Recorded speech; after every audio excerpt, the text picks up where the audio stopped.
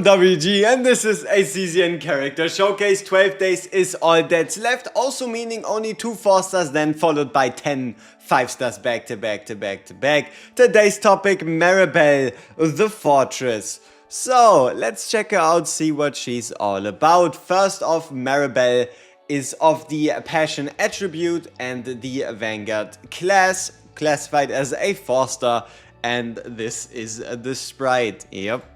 So we have the Shelter Kick, Shelter Defense and Shelter Hold as the standard cards, and in comparison to others she does have a 2-cost basic card in that it is a shield that is pretty much twice as strong, a little stronger even at I think base level 220% compared to a normal Shelter Defense, and then you have a 100% defense based damage attack. Coming into the first interesting or first unique skill, you could say, we have the Pulverized Tag, meaning that this skill is going to deal extra damage against shields, and then you also deal defense based damage 100% while counter attacking once, meaning you apply 1 stack of counter attack to yourself. Alright, so this right here is counter attack. When you take damage, you inflict defense based damage 100% on the attacker.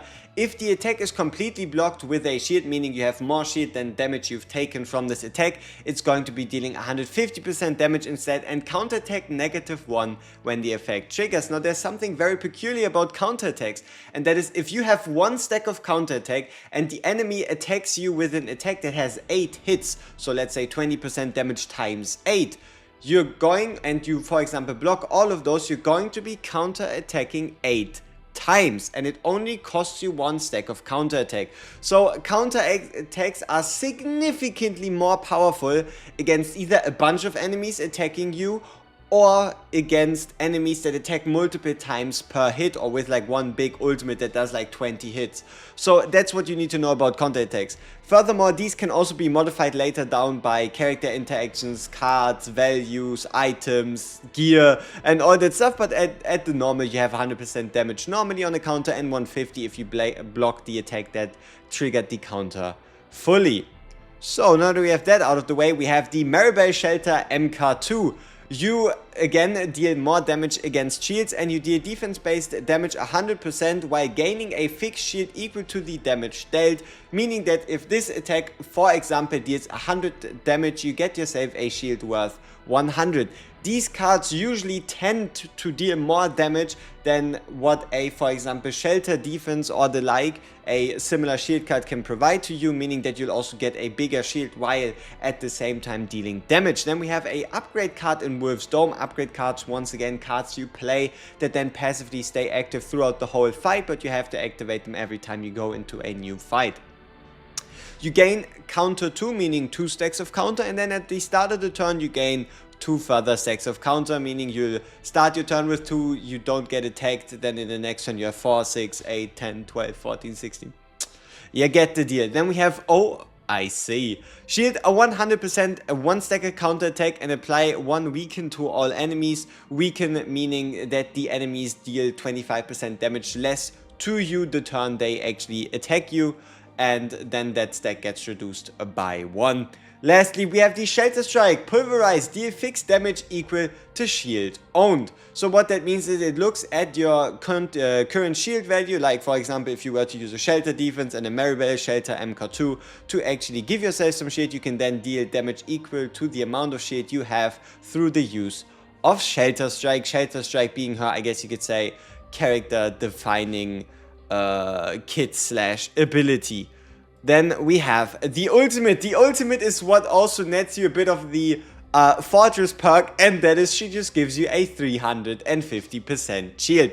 Let me give it to you straight, 350% shield is pretty chunky. So that is going to be able to save you out of most of the desperate situations and make sure that that shield is strong enough so you can counterattack at full damage. Alright, a Resolute Blitz, a first upgrade on the left side, and that you deal 150% damage, you gain 1 counter, and if damage is dealt, you gain an additional 1 counter, meaning that you basically get 2 counters. This one is a cost reduction, while everything else, the effect included, stay the same. The middle one is a cost increase, but instead you deal defense-based damage to all enemies, and then you gain a counter equal to the number of targets hit. So if there's 4 enemies, you get 4 stacks of counter.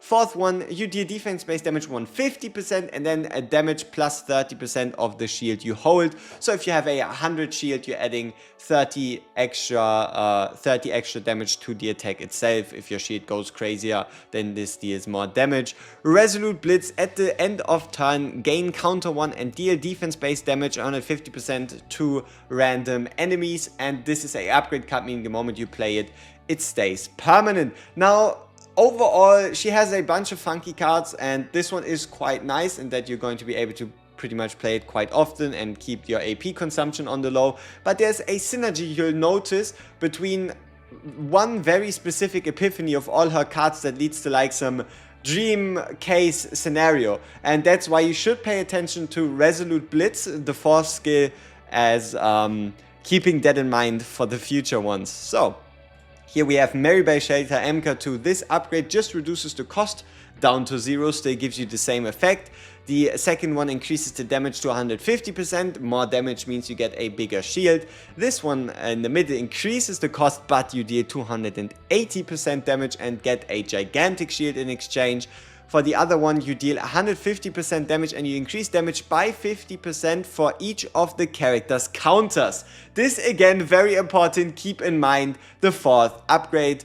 And then lastly, when using an attack card, you gain a fixed shield equal to 30% of damage dealt, which is pretty much also one of those cards that can work as like her engine, her character identity, in that any attack card you use, be it from her, be it from any other enemies, be it from any of your other teammates against anybody else, you then gain a fixed shield equal to 30% damage. So let's say you deal 1000 damage with an attack, all of a sudden you get a shield worth 300. Cards to keep in mind for the future of this character's kit are cards number 4, card number 5, and then obviously these ones in whatever variants you want to remember them by.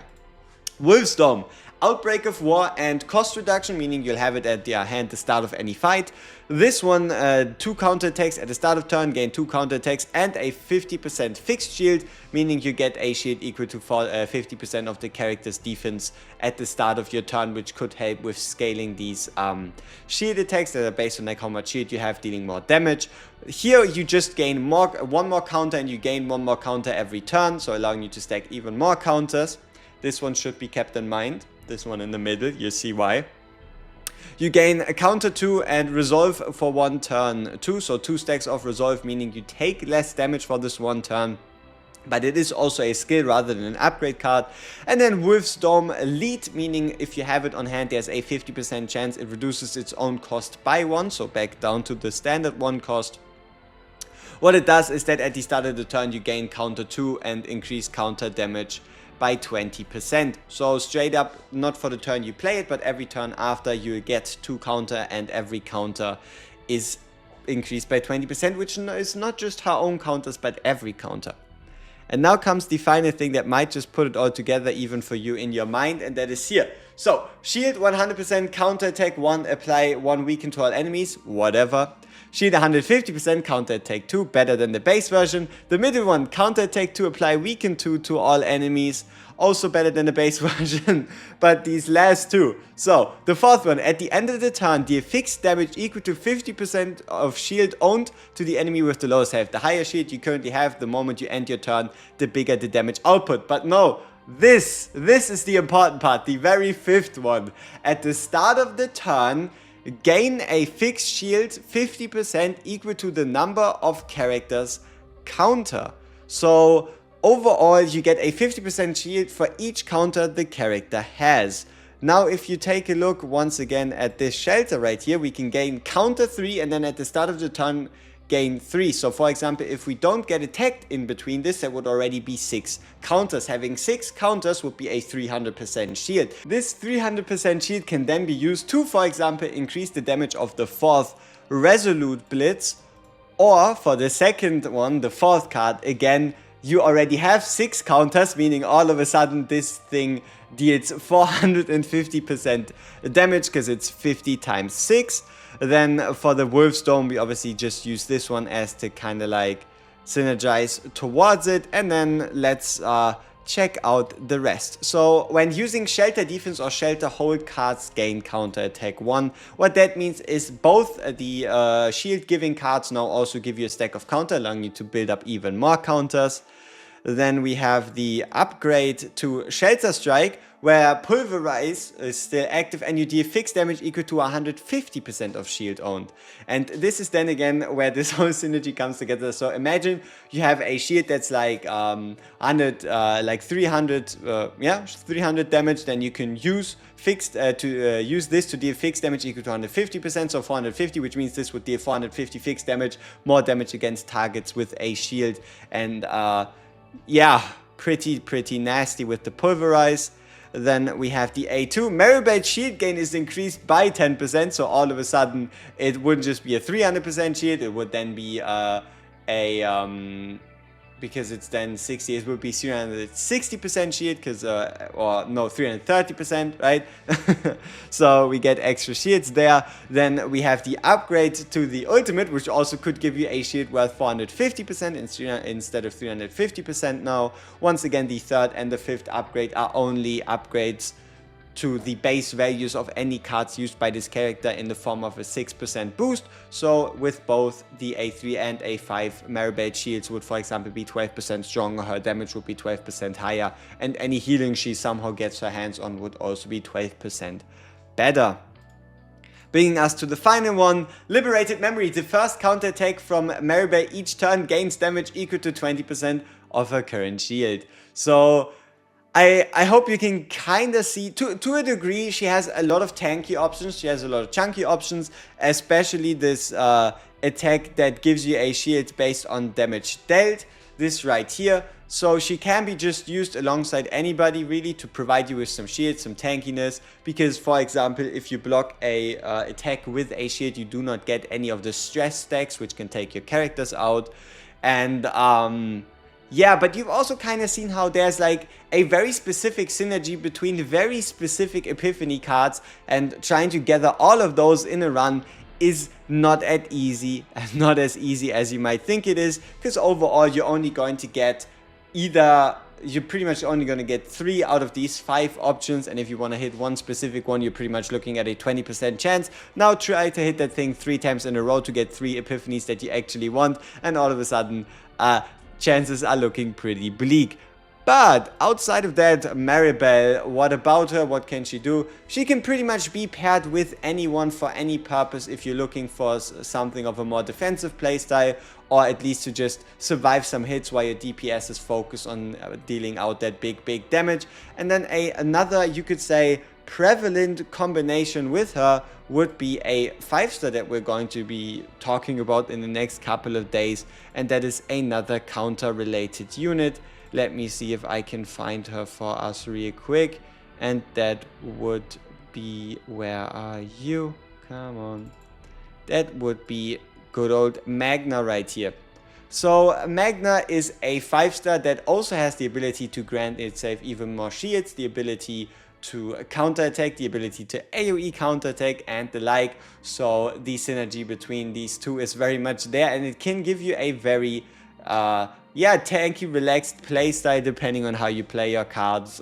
And if you play them right, you can pretty much crush anything without taking any damage. So I hope you enjoyed this Maribel showcase. Tomorrow is the last 4-star Nia, and after that it's going to be juicy 5 stars.